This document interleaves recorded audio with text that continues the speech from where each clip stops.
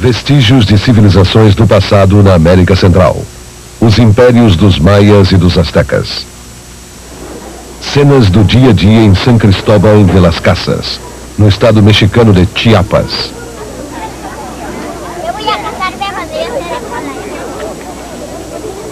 Nos dias de feira, os índios chamulas descem das montanhas para a praça do mercado, enchendo de colorido a cidadezinha e suprindo seus moradores de produtos agrícolas. Depois de também fazerem as suas compras, eles voltarão, no fim do dia, às suas aldeias.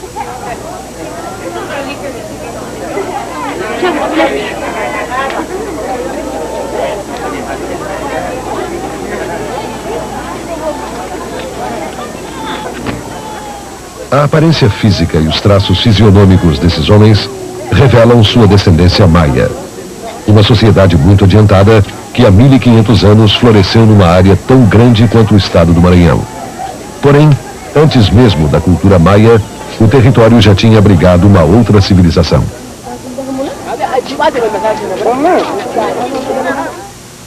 Só há 30 anos foi que se descobriram as gigantescas esculturas de pedra dos Olmecas, a quem chamavam povo da borracha, porque usavam látex para fabricar objetos. Os Olmecas viveram no sul de Veracruz e a oeste de Tabasco. Aí são comuns a efígie de um deus jaguar e de uma outra divindade de figura infantil e sorridente que se tornou célebre na cerâmica. Seria esse esboço de sorriso a evidência de mágica simbiose entre o ser humano e o deus jaguar? O que foi provado cientificamente é que os Olmecas viveram nas terras baixas da costa do Golfo do México, que naquele tempo era floresta virgem. Na região situada entre a Tabasco e a Veracruz de hoje, eles fundaram a maior das culturas americanas ao norte da linha do Equador. A civilização maia, por outro lado, desenvolveu-se primeiro numa área que atualmente abrange Honduras e Guatemala, de onde se deslocou para o território Olmeca, ali alcançando, entre os anos 200 e 900 depois de Cristo, o seu apogeu.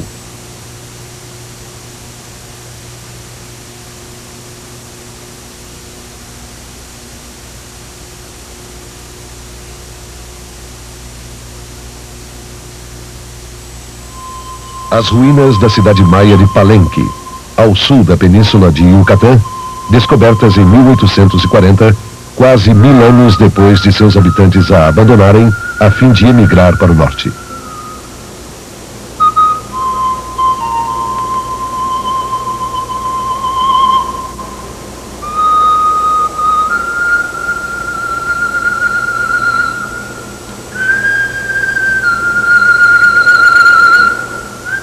Motivos simbólicos. Hieróglifos finamente trabalhados. Testamento de uma raça ávida de comunicação. Expressão artística. Nisso, os maias podem ser comparados aos antigos egípcios, também famosos pelas suas pirâmides e porque revestiam sua arquitetura com figuras e epígrafes. Apesar de conhecerem essa semelhança há muito tempo, especialistas ficaram surpreendidos com a descoberta de um luxuoso monumento funerário maia em 1952. Num sarcófago de pedra, jaziam restos mortais ornados por uma imponente bijuteria. Surgiram muitas especulações, e não faltou quem chegasse a identificar o desenho feito na tampa do ataúde como de um astronauta de país desconhecido. Mas houve também interpretações mais plausíveis, como por exemplo a de um provável relacionamento pré-histórico entre a América e o Egito. Esta, como outras suposições, carece, entretanto, de comprovação científica. Os paralelos entre as culturas primitivas da América pré-colombiana e as da África, Ásia e Europa são frequentes e irrefutáveis. Igualmente indiscutível é, porém, o fato de que as mais antigas civilizações do continente americano têm tudo para terem se desenvolvido independentemente de influências estrangeiras. As obras maias, em memória de seus grandes homens, provam essa autenticidade. Tais monumentos já eram erigidos anteriormente pelos Olmecas, sendo mais tarde aperfeiçoados por escultores maias, que neles gravaram os nomes e os feitos dos homenageados.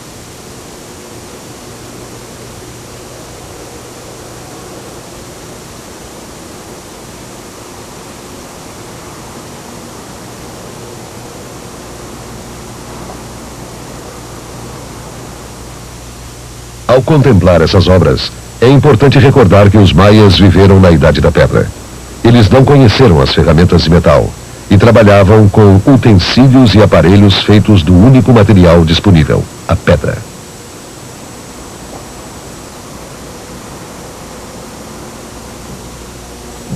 Uma outra grata surpresa para os estudiosos da arte pré-colombiana aconteceu em 1946, com a descoberta dos afrescos das ruínas de Bonampak, executados em estilo realista, cores extraordinariamente vivas.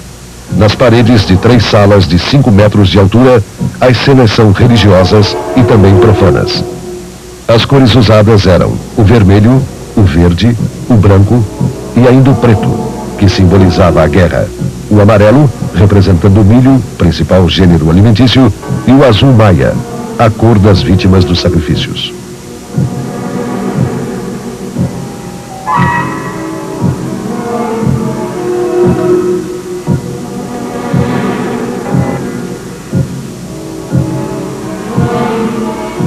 Os afrescos de Bonampak são possivelmente do século VII d.C.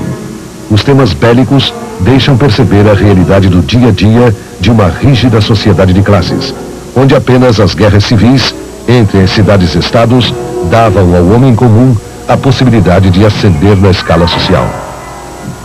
Aos pés do vencedor, o vencido só podia esperar a morte, como aliás ocorria também entre as melhores sociedades da antiguidade. Porém, os maias primaram naturalmente por outros aspectos mais dignos de um povo inteligente.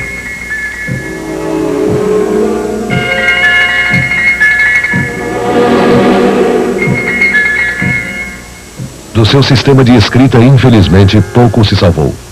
Dos 3 únicos livros que escaparam à destruição dos colonizadores espanhóis, o mais belo é este Manual de Quiromancia.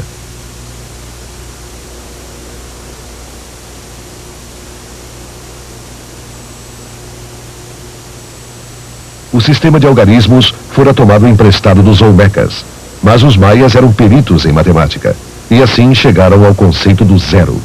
Com o auxílio de traços e pontos, eles já faziam cálculos de alta precisão, usando as operações aritméticas apenas para fins práticos. A matemática abstrata eles não conheceram.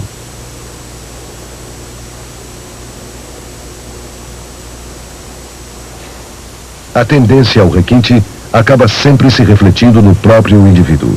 O maia, visto pelo seu semelhante, tem uma compleição bem diferente daquela dos robustos olmecas. O tipo clássico do maia ainda pode ser encontrado hoje entre os índios Lacandón, nas planícies mexicanas.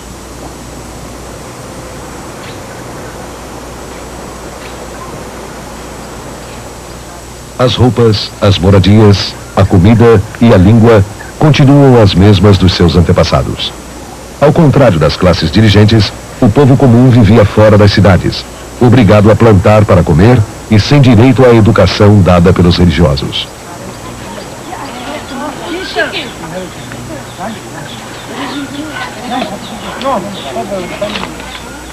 As poucas influências exteriores não foram suficientes para mudar a vida dos maias do século XX.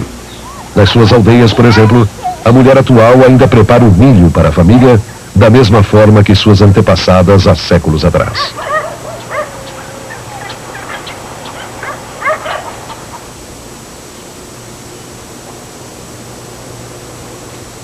Estas figuras maias se prestam a comparações com outras figuras similares da Europa antiga, como com as da Grécia. A similaridade extrapola os temas gerais dos motivos mãe e filho, e é visível também nas manifestações do humor. E eis a interpretação irônica de um velho tema, um ancião sorridente ao lado de uma jovem representante do sexo oposto.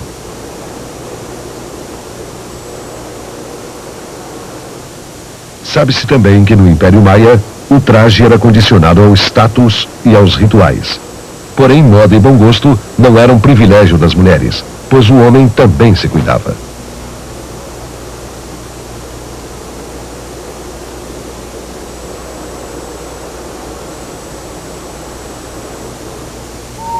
Havia igualdade ainda entre as crenças religiosas dos senhores, nas cidades, e as da plebe, nos campos. Tanto o rico como o pobre adoravam um grande número de espíritos de animais e formas mistas de gente e bicho. O deus Jaguar, uma divindade que já era venerada antes pelos Olmecas. Segundo a crença, havia sempre um animal desempenhando o papel de espírito protetor de cada tribo. Os desenhos encontrados nos elmos, e às vezes até peles e penas, confirmam essa suposição.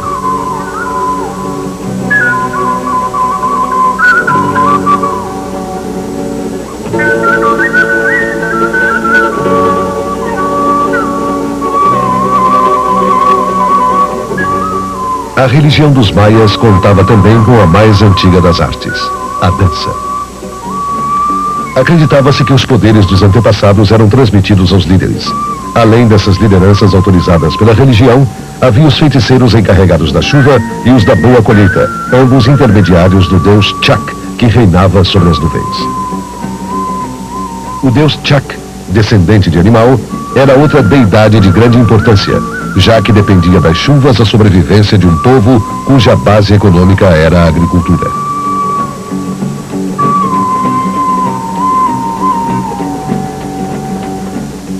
O período clássico da cultura maia foi, sociologicamente, uma época de extremo feudalismo.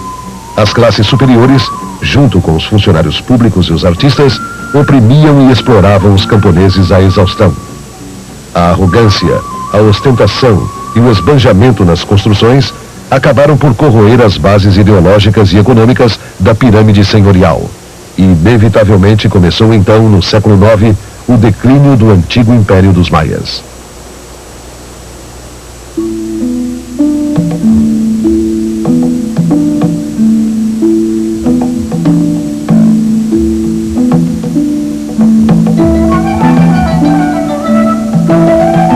O centro do desenvolvimento cultural passou a ser a região ao norte do Yucatán. Lá, a civilização maia se misturou com os índios toltecas, vindos de Tula, do Planalto mexicano.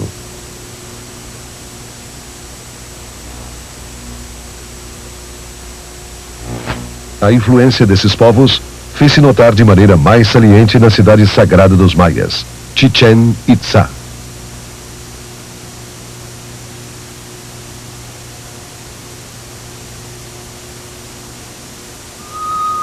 Chichén Itzá está situada em uma paisagem monótona, mas suas edificações dão bem uma ideia da enorme expansão do Império Maia.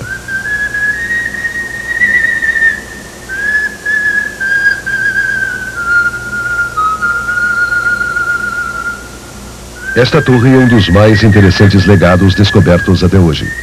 A semelhança com as modernas instalações de pesquisas astronômicas comprova que os maias foram excelentes observadores do tempo. O complexo, porém exato calendário que desenvolveram era a base de sua vida intelectual e religiosa.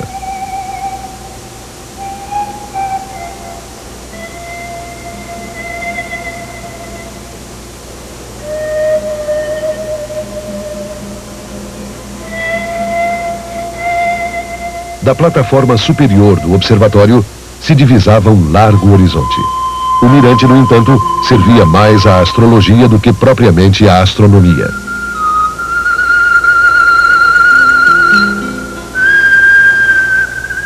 Nessa segunda fase da civilização maia, chamada Novo Império, surgiriam, ao lado da colunata, os campos de jogo da pelota, que são traços marcantes vindos do norte. Em Chichén Itzá estava localizado o maior desses campos da América Central. A arquitetura é tipicamente maia, pois as construções toltecas eram verticais, mas não resta dúvida de que estes alteraram as placas de pedra, empregando seu rigoroso estilo de relevo. O jogo da pelota era um jogo de vida ou morte. O campo era demarcado por crânios humanos.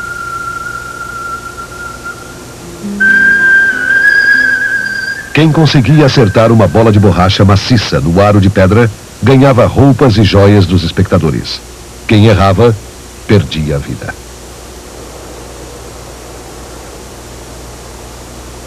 O templo junto à tribuna lembrava aos presentes o significado religioso do jogo. Chichén Itzá é um exemplo a mais de que a cultura pré-colombiana da América teve um desenvolvimento singular, no qual tudo que parecia novo era a sequência do velho com algumas modificações. De uma forma ou de outra, todas as culturas latino-americanas acabam por se tocar. Chichén Itzá. Tudo indica que os toltecas compunham apenas a minoria dos habitantes da cidade. E como tem acontecido muitas vezes na história universal, uma pequena minoria política, culturalmente sólida, acaba por dominar a maioria. É ponto pacífico que, sob a administração tolteca, a cidade alcançou uma prosperidade que até então o Império Maia não soubera propiciar. E não obstante, no século XII, os toltecas foram expulsos do território. A cultura maia, porém, não teve tempo de alcançar outro apogeu, porque logo apareceram os espanhóis e tudo mudou. O mundo maia estava fadado a sobreviver através da arte.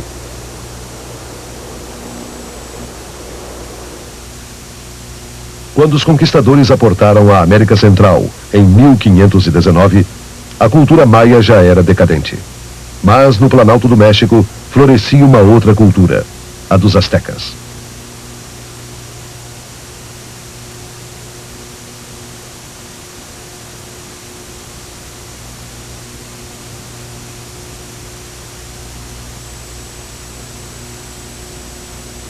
Pouco se sabe de suas origens.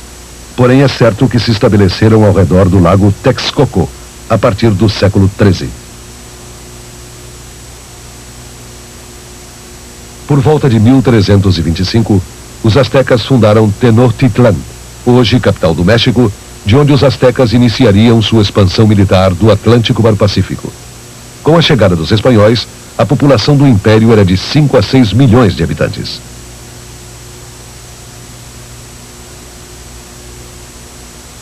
Modelo da cidade de Tenochtitlan.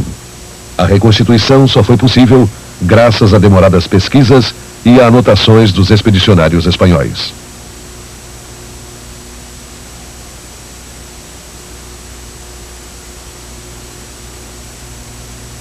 No Museu Nacional do México, ainda se encontram modelos dos templos da grande cidade asteca e relatos do cotidiano de seus habitantes.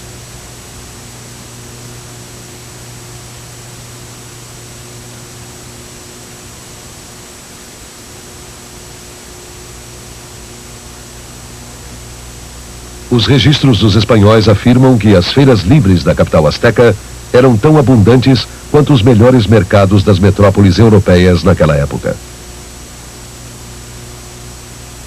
Mais do que seus parentes selvagens, os chichimecas, e mais também que os toltecas, os astecas deixaram enorme herança cultural.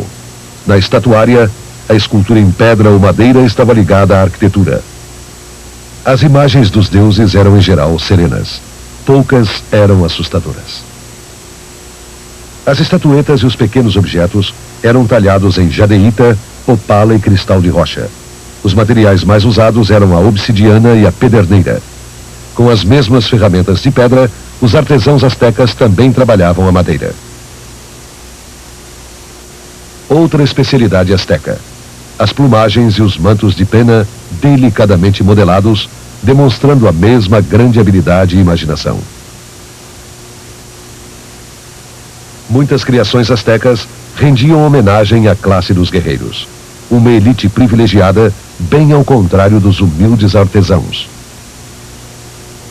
Na Colina dos Ídolos, situada perto da capital do Império, fora construído para os soldados o Templo da Ordem da Águia e do Jaguar. Sua localização e suas instalações de difícil acesso atendiam às exigências e à sofisticação da classe militar asteca. No interior do templo ocorriam misteriosos ritos, absolutamente secretos.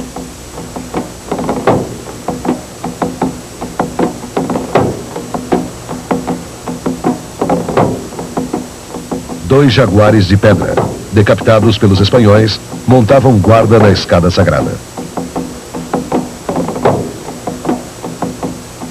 A única sala do templo era uma caverna cinzelada na rocha. Na parede, os símbolos da ordem: um jaguar e uma águia talhados sobre um pequeno altar, num único bloco de pedra.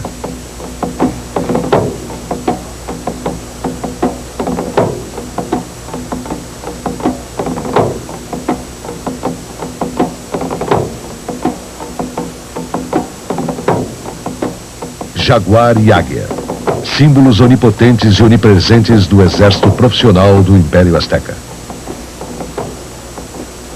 Mas a irrequieta Federação Militar dos Aztecas também se destacou pelas obras arquitetônicas. Este templo de pedra é uma das inúmeras construções que levaram muitos historiadores a colocar a arquitetura azteca no mesmo nível das melhores obras de civilizações egípcias e asiáticas.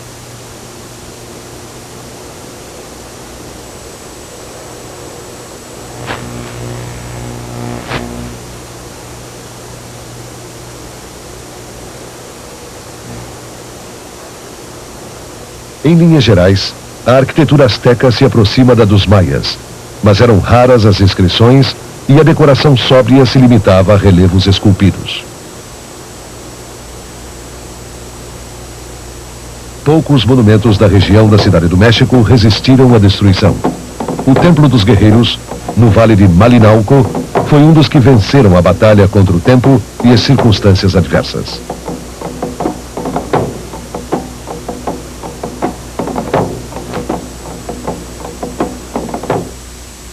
A religião dos aztecas tinha suas raízes nos astros. O sol era a divindade, e nele se baseava o calendário.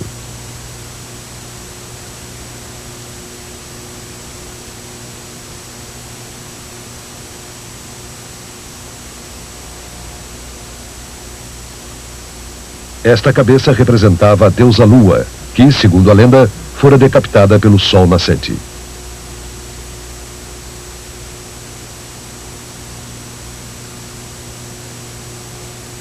Coatlicue, a mãe do deus da guerra. Uma estátua amedrontadora, colossal, com duas serpentes no lugar da cabeça, significando as correntes sanguíneas da vida e da morte.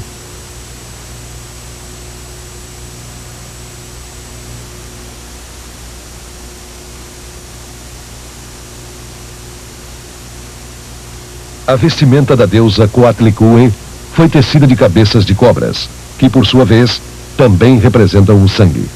No pescoço, ela ostenta uma caveira presa a um colar de mãos decepadas. A arte azteca esteve sempre intimamente ligada à religião. Os deuses estavam em toda parte e tudo observavam. Eles haviam criado o universo e decidido os destinos da humanidade. Os rituais religiosos compreendiam sacrifícios humanos na crença de que só assim os deuses podiam sobreviver, e com eles o universo e a vida terrena.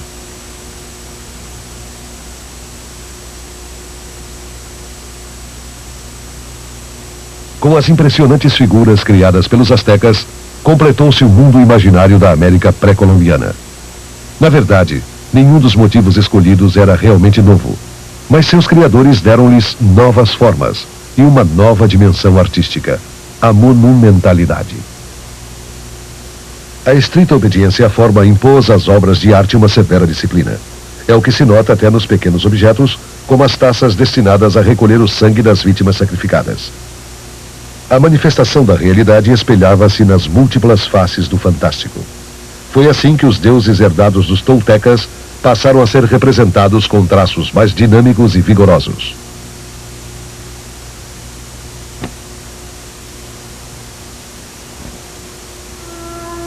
Mesmo sem apresentar algo de inovador, os aztecas aprimoraram ou adaptaram às suas necessidades os sistemas anteriores, como a escrita e a contagem do tempo.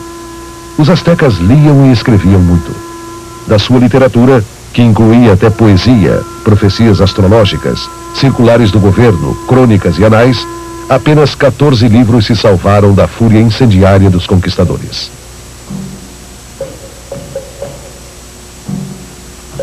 Na ausência de outras fontes, a história das civilizações primitivas do México ficou registrada por um feliz acaso na pirâmide de Calistlahuaca, construída perto de Toluca e dedicada ao deus dos ventos. Apenas uma pequena e única parte da construção foi feita por mãos astecas. Crânios de pedra nas suas paredes escuras fazem supor uma espécie de urna fúnebre.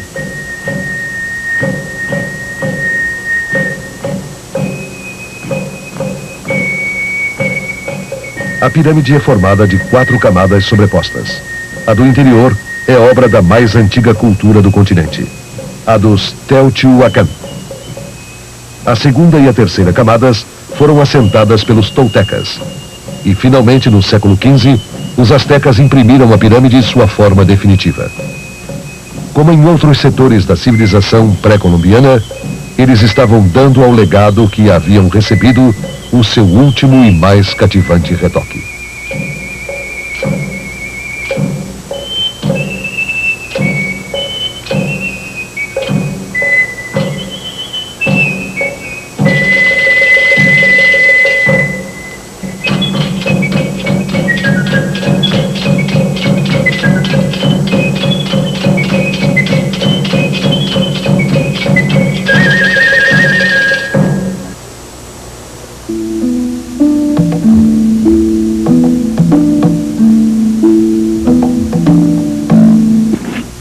Império Inca.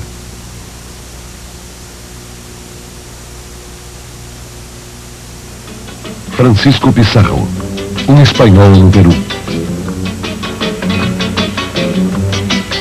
Soldados de raça indígena na elite do exército peruano em Lima.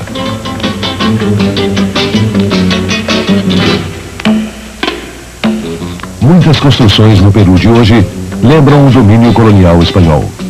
De seus 18 milhões de habitantes, mais de 80% são índios ou mestiços. Como em outros países em desenvolvimento, a capital atrai os moradores do interior necessitados de trabalho e esperançosos de futuro. Poucos conseguem se instalar na cidade sonhada. Muitos, à beira da desilusão, estão fadados a mergulhar na resignação. Longe de suas aldeias, arrancados de suas tradições, só lhes resta a penosa adaptação a um mundo novo. Na antessala sem cor da cidade sem alma, os índios de hoje, cada dia que passa, mais se distanciam de seus ancestrais. E pensar que no passado, eles formavam o poderoso e grandioso Império dos Incas. Esse passado de tantos séculos está, porém, bem perto de Lima. Nas margens do Pacífico, a 30 quilômetros da capital, sua imponência reluz nas ruínas de Pachacamac, a cidade sagrada, centro de peregrinação do Peru dos Incas.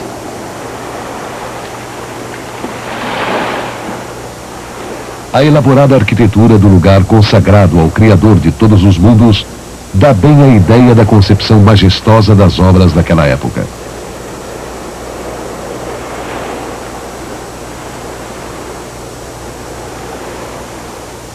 Acredita-se que, ao chegar ao Peru, os conquistadores tenham encontrado inimagináveis quantidades de ouro nos templos incas. Hoje, a imagem da cidade é bem outra. Saqueada e abandonada, ela vive do passado. Pachacamac é de fato uma das ruínas mais exploradas da América. E, no entanto, ela continua oferecendo enigmas e mistérios que os achados e descobertas jamais poderão esclarecer. No fundo do vale, ao pé do Templo ao Sol, o complexo urbano mais tarde reconstituído poderia representar a cidade sagrada. Ao redor do templo, Pachacamac expandiu-se durante centenas de anos. De um lado moravam os sacerdotes e do outro ficavam as pousadas para os peregrinos.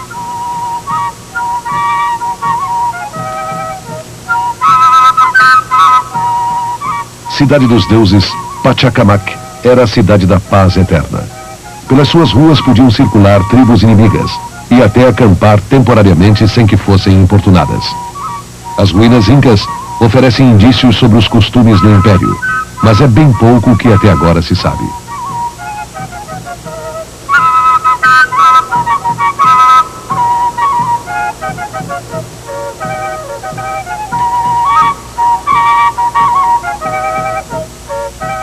Nem os inúmeros achados da pré-história peruana, os magníficos objetos que se salvaram da destruição nos túmulos e nas ruínas, e nem mesmo as mais preciosas relíquias, podem revelar claramente a origem, a identidade e a língua falada por esses povos.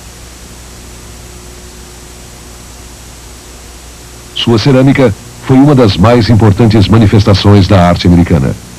Hoje podem-se analisar os traços comuns e as diferenças dos estilos de cada região. Um fraco consolo para o historiador. Já se conhecem também os metais manufaturados pelos incas e até os métodos utilizados na sua extração, embora as mais belas peças da ourivesaria tenham sido destruídas pelos conquistadores. Entre as joias encontradas nos sepulcros, figuram os brincos, que se supõem terem sido usados por autoridades e pessoas importantes, com os mesmos motivos gravados nos cabos de facas para rituais de sangue.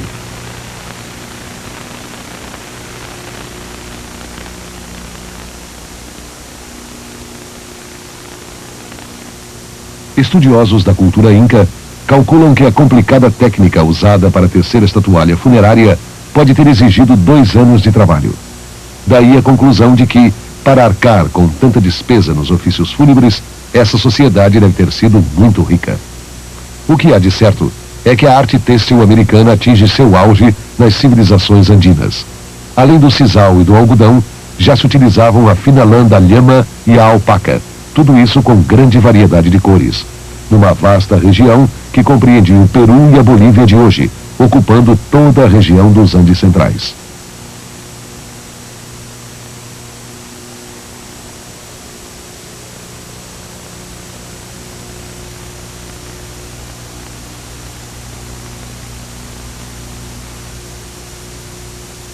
No século XVI, o domínio inca estendia-se de Quito, ao norte, até Valparaíso, no sul.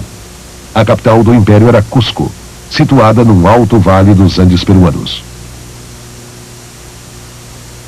E no ano de 1533, os colonizadores espanhóis começavam a impor sua civilização. O Império Incaico, como de resto a Federação Azteca no México, não chegou a desenvolver plenamente suas potencialidades, cortadas prematuramente pela conquista. Dessas culturas, restou apenas uma herança morta. Vestígios arqueológicos fazem suspeitar que antes da expansão inca, o altiplano já abrigava outras tribos, as quais teriam vivido da batata e de uma espécie de gramínea chamada quinoa. O desenvolvimento nessa região ocorreu paralelamente ao dos oásis do deserto no litoral. No altiplano, a 4.000 metros do nível do mar, as condições de vida eram bem diferentes do que as da costa. E diferentes eram também os dois povos, mas aparentados pelas relações que mantinham e pela disposição de integração mútua.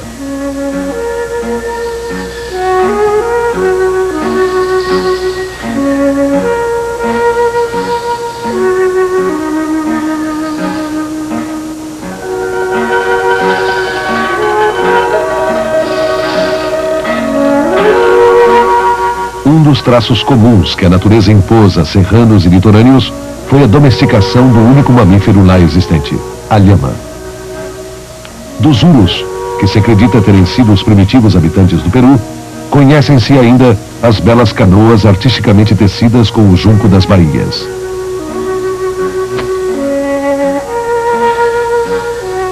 Alguns descendentes dos urus vivem hoje em retiradas regiões pantanosas. Muitos antropólogos acreditam num parentesco entre essas tribos e os construtores de Tiahuanaco, a poucos quilômetros de distância, junto ao lago Titicaca. O que está comprovado cientificamente é que esta arquitetura é do ano 200 a.C., tendo sofrido sucessivas renovações até o século X de nossa era. O seu atual estágio representa mais um enigma para os estudiosos.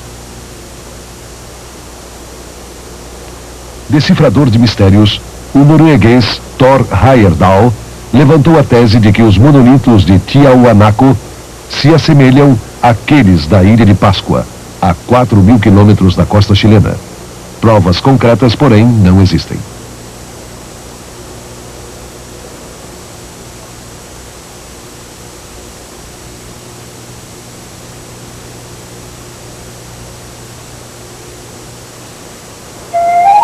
Em Calaçaia, a já mundialmente famosa Porta do Sol encontra-se hoje num lugar arbitrariamente escolhido entre as ruínas.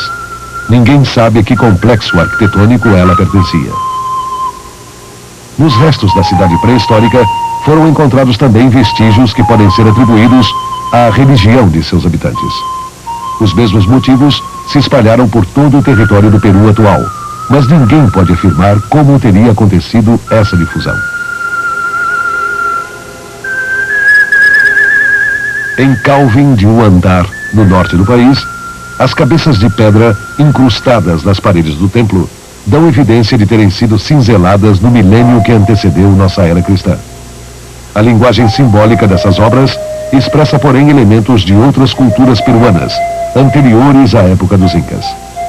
Essa continuidade latente vem apoiar a teoria de que as culturas americanas se desenvolveram sem a influência de povos de outros continentes.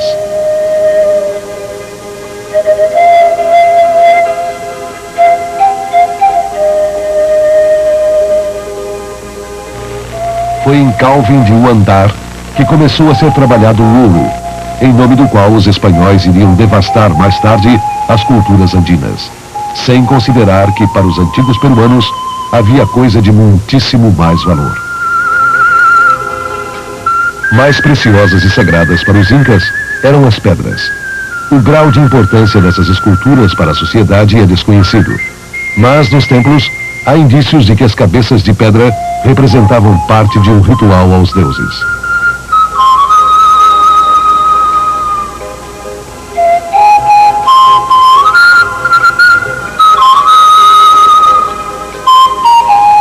A arte que Tiahuanaco legou às gerações posteriores é a soma de períodos culturais, nos quais a exclusividade do inédito e do inimaginável é a maior característica. A rigorosa estilização desta arte marca, por assim dizer, o período clássico do Peru. O apogeu de um desenvolvimento pluralístico em diferentes regiões que se amalgamaram depois para formar o prodígio do Império Inca, eternizado em sua capital, Cusco.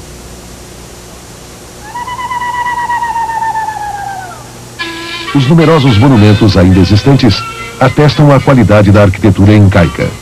Nas muralhas da fortaleza de Sacsayhuamén, os blocos de pedra ciclópicos encaixam-se com a mais incrível precisão. Tecnicamente extraordinárias, essas sóbrias e nobres construções foram edificadas por um povo que só conhecia ferramentas de madeira e de pedra, talvez de bronze.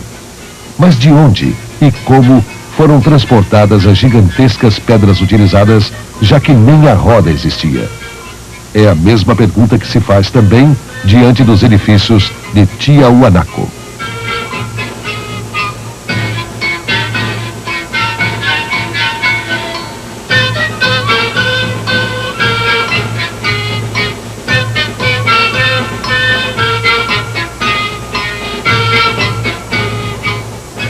Ansiosos em explicar o fenômeno, muitos historiadores deixaram-se levar pela fantasia, admitindo a interferência de poderes mágicos e até de seres de outros planetas. A considerar, porém, que se trata de obras humanas, é preciso supor que milhares de braços foram mobilizados. Um preito de admiração à disciplina e à organização dessa raça.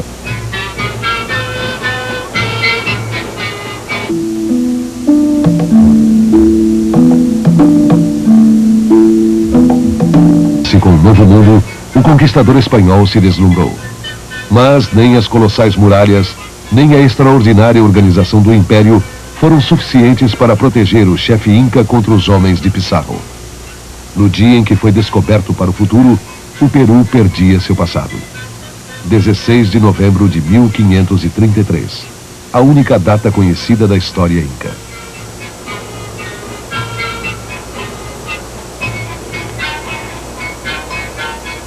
Tudo o que aconteceu antes daquele dia é assunto para os arqueólogos e não para os historiadores. Os conquistadores, é verdade, forneceram muitos testemunhos à pesquisa, mas a imagem que eles pintaram permanece obscura e tendenciosa. A lenda inca paira sobre as ruínas, como um manto fantástico de tradições e transfigurações.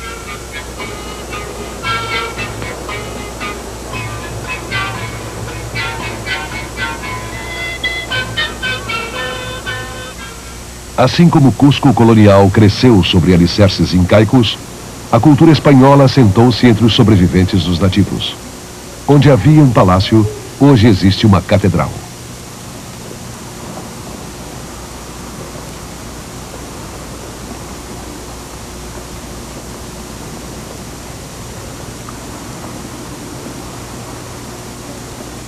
O pórtico da igreja colonial dos dominicanos é o que sobrou do Templo Sagrado do Sol, construído em rocha granular, um granito eterno que agora abriga um templo cristão.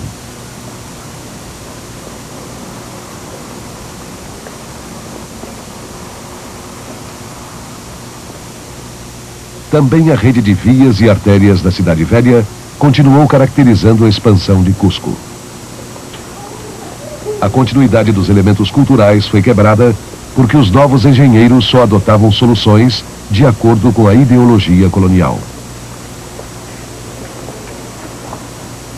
Sobre as antigas construções incas, ergueram-se torres completamente alheias aos símbolos gravados pelas gerações anteriores. O lado pacífico do confronto entre a religião colonizadora com o culto dos colonizados. Inevitavelmente, o caminho da pesquisa sobre a arquitetura inca passa dessa forma pelas realizações do barroco espanhol. Ao aproveitar os alicerces incaicos, os conquistadores estavam preservando, sem querer, os vestígios do passado que julgavam sufocar. Sabe-se que em todos os seus edifícios, o projeto dos incas era retangular. E sabe-se que muitos bairros das classes privilegiadas foram adaptados pelos espanhóis e transformados em complexos residenciais ao estilo de Sevilha e Toledo.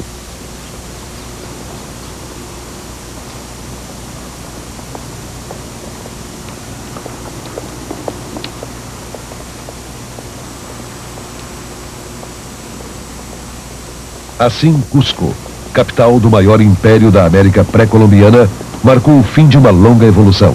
A arte de construir muralhas e palácios de pedra atingiu ali o seu ponto mais alto.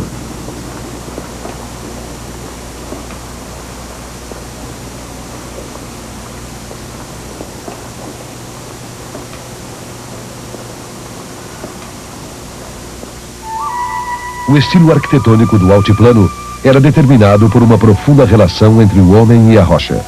Os serranos construíam com pedra, enquanto na planície costeira usava-se o adobe.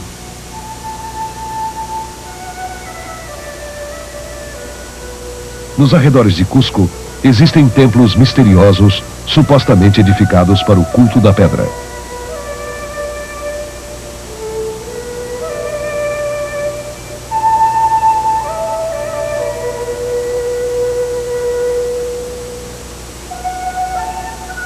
Atrás do monolito, sobre o qual se imagina a figura de um jaguar, localiza-se a impressionante massa rochosa que parece ter sido o santuário da pedra ferida. Os desconcertantes símbolos cinzelados no templo aumentam mais ainda o mistério.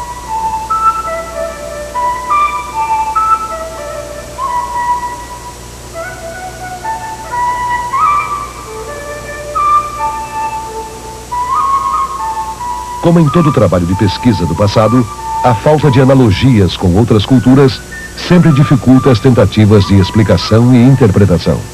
Escadas, muralhas, portas, são tecnicamente em toda parte do mundo escadas, muralhas e portas. E, no entanto, nessas civilizações impregnadas de magia, até as coisas mais concretas possuem uma ambiguidade tão mística que se fecha a toda lógica. O místico encanta e, de certa forma, convence, mas sua interpretação é difícil.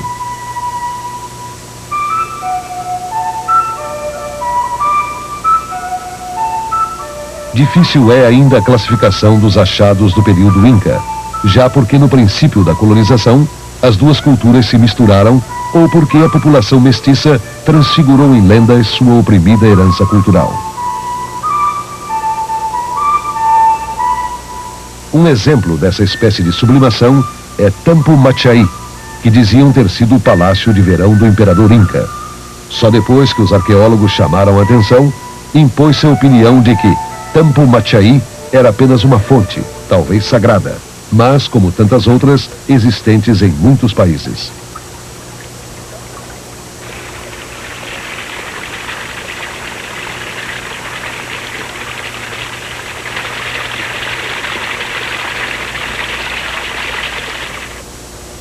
Se a arquitetura inca era excepcional, seu sistema de comunicações não ficava atrás.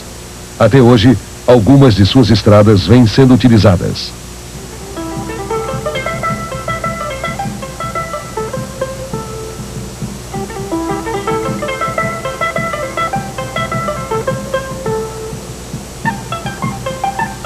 Nas velhas pontes, os sólidos encontros foram conservados e continuam apoiando a moderna estrutura de aço, como sustentavam antigamente a rede que servia de tabuleiro à ponte Pêncil. A engenharia inca venceu erosões, despenhadeiros, rios selvagens, desertos e geleiras. Obras-primas dessa engenharia civil foram as estradas. A costeira saía de Tuntés, passando por Pachacamac, para chegar a Cusco e da capital descer novamente, margeando o Pacífico até o deserto de Atacama. A estrada das montanhas, em sentido paralelo, passava também por Cusco, ligando a capital a Quito, ao norte, e ao lago Titicaca, ao sul. As duas estradas eram ainda ligadas entre si em vários pontos, compondo uma rede de 16 mil quilômetros.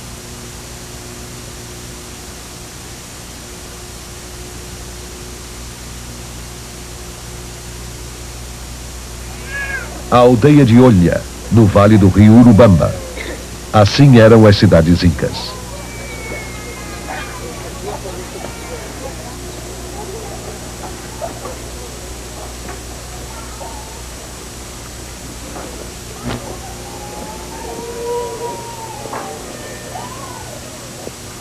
A pavimentação desta estrada ainda é a mesma de antigamente, quando era trecho do sistema de comunicações do Império.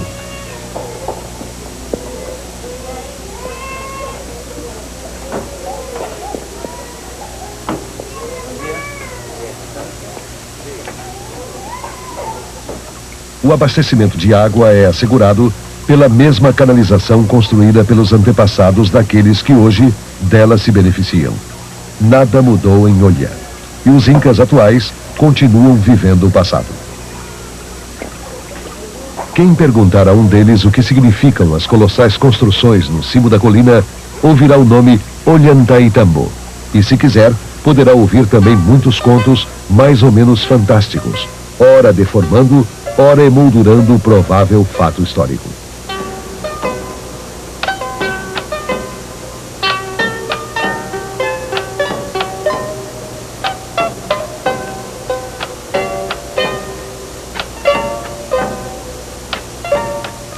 Assim como as lendas incaicas, Ollantaytambo vem desafiando todas as pesquisas. O resultado dos estudos feitos até agora sustenta a versão de que a obra é uma fortaleza inacabada. A chegada dos espanhóis teria interrompido os trabalhos. Mas, além dos fortes, palácios e templos, os incas deixaram ainda cavernas artisticamente cinzeladas, como aquelas que foram descobertas junto à denominada Casa das Virgens Escolhidas. As ruínas do lugar pressupõem também a existência de um palácio senhorial. As revisões mais recentes feitas das ruínas peruanas só fizeram por multiplicar os enigmas. Hoje, pode-se afirmar que não existem respostas cientificamente fundadas às inúmeras perguntas que a pesquisa coloca. Com isso, o terreno para as suposições fica ainda maior. O exame aprofundado do artesanato inca causa ainda mais decepções do que revelações. Toda análise esbarra sempre na falta de transparência dos seres que procuravam na arte a sua própria expressão. Nem mesmo os descendentes dos incas podem hoje contribuir para a melhor compreensão de sua raça e de sua história, pois já não existem tradições vivas. Por isso pouco se sabe igualmente sobre a portentosa cidade de Machu Picchu, abandonada presumivelmente no século XVI, mas cujas estruturas arqueológicas permaneceram bem conservadas.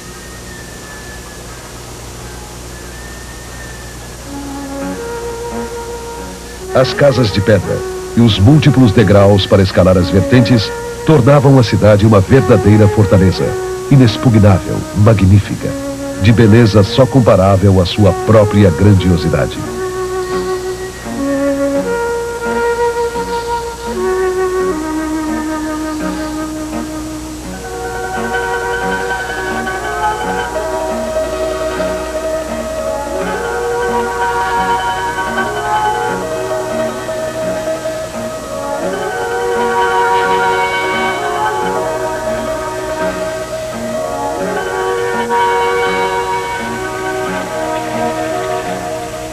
Sem parar, a água da mina no alto da montanha vai suprindo Machu Picchu através dos séculos.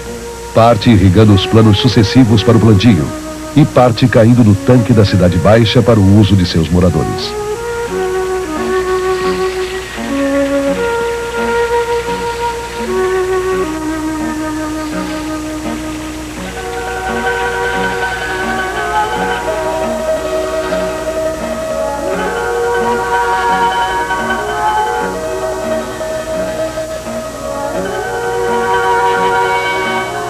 Este bloco de pedra no meio de uma praça era provavelmente um altar.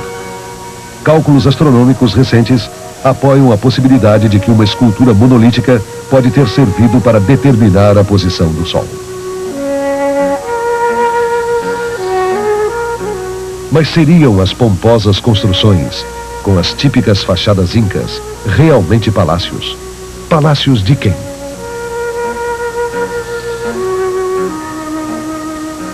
E as cavernas nas suas proximidades eram túmulos nobres? Ou talvez um outro santuário dedicado à pedra?